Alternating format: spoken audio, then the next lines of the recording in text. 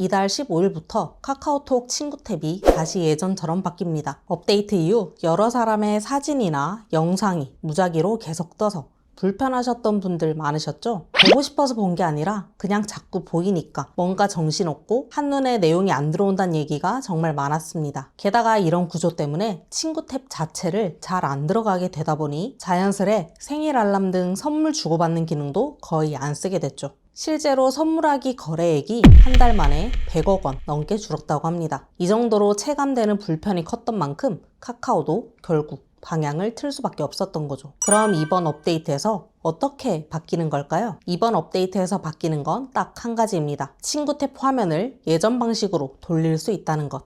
단, 무조건 바뀌는 건 아니고요. 이용자가 직접 고를 수 있게 바뀐다고 합니다. 기존처럼 이름이 쭉 나오는 목록형, 그리고 올 9월에 도입됐던 사진 중심의 격자형 피드 중 내가 원하는 방식으로 선택할 수 있게 된 겁니다. 업데이트는 오는 15일부터 순차적으로 적용되는데요. 5천만 명이 넘는 이용자를 보유한 대형 서비스 특성상 이용자에 따라 빠르면 며칠, 늦으면 일주일 정도 걸릴 수 있다고 합니다. 사실 이번 변화는 단순히 불편하다는 정도가 아니라 서비스 자체의 방향성이 잘못됐다는 사용자들의 집단 반응이 반영된 결과였습니다. 업데이트 이후 가장 많이 나온 불만은 친구들이 올린 사진이나 영상 등이 자꾸 뜨는 것 때문이었는데요. 보고 싶어 보는 게 아니라 그냥 강제로 보게 된다는 느낌, 그리고 사생활까지 들여다보는 기분이라 불쾌했다는 의견이 많았습니다. 또 친구 탭임에도 불구하고 쇼핑 콘텐츠나 이벤트 배너가 상단에 노출되면서 이게 친구 목록인지 광고판인지 모르겠다는 지적도 이어졌고요. 기존에는 친구 이름을 가나다 순으로 쉽게 찾거나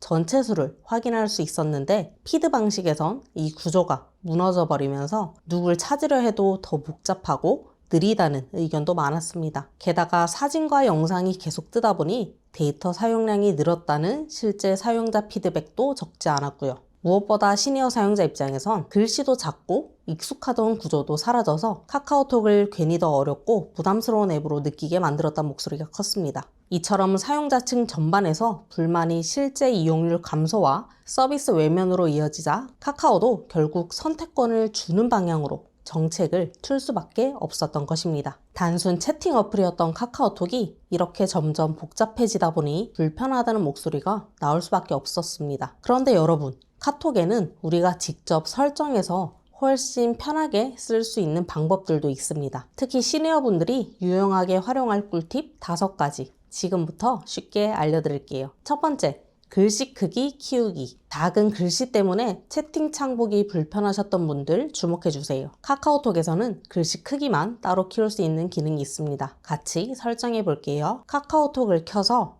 우측 위에 톱니바퀴 모양 설정을 눌러줍니다. 그리고 전체 설정 누를게요. 이중 화면 눌러줍니다. 그럼 맨 위에 글자 크기 및 글씨체라고 있어요. 눌러주세요. 여기서 글자 크기를 원하는 만큼 키우거나 줄일 수 있습니다.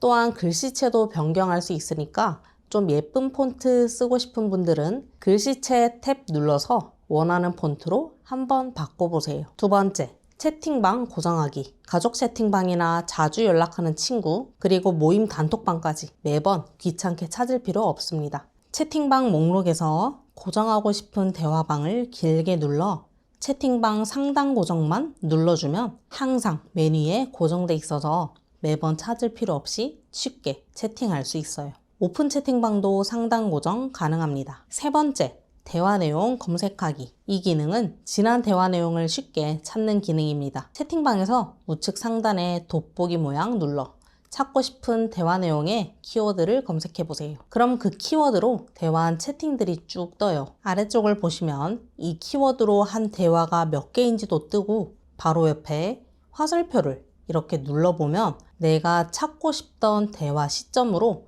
바로 이동할 수 있어요.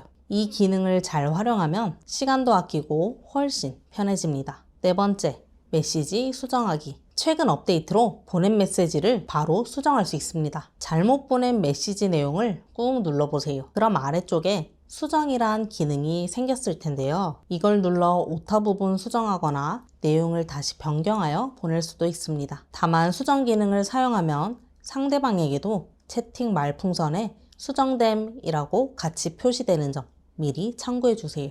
5번째, 채팅방 입력창 잠그기. 회사 업무 채팅방이나 아파트 공지방처럼 읽기만 하면 되는 채팅방 다들 있으시죠? 그런데 가끔 채팅을 보다가 글자나 이모티콘이 눌려서 실수로 보내지는 일 한 번쯤 겪어보신 적 있으실 거예요. 특히 공지만 올라오는 방에서 나도 모르게 메시지가 올라가면 괜히 민망하기도 하고 당황스럽죠. 이럴 땐 그 채팅방의 입력창을 아예 잠궈두는 기능이 있습니다. 읽기만 할 방은 입력창 잠금 설정을 해두면 정말 편리해요. 설정 방법은 우선 조심해야 할 채팅방을 켜줍니다. 그리고 오른쪽 위에 점 3개 있는 더보기 메뉴 눌러줍니다. 설정 버튼 눌러줄게요. 아래쪽에 있는 채팅방 입력창 잠금을 켜주시면 됩니다. 이렇게 설정하고 채팅으로 돌아가 보면 채팅을 입력하는 란에 대화할 때 주의가 필요한 방입니다 라고 주의 알람이 뜨고, 만약 답을 해야 할 상황이라면 우측에 있는 잠금 해제를 눌러 필요한 답변을 보내고 나면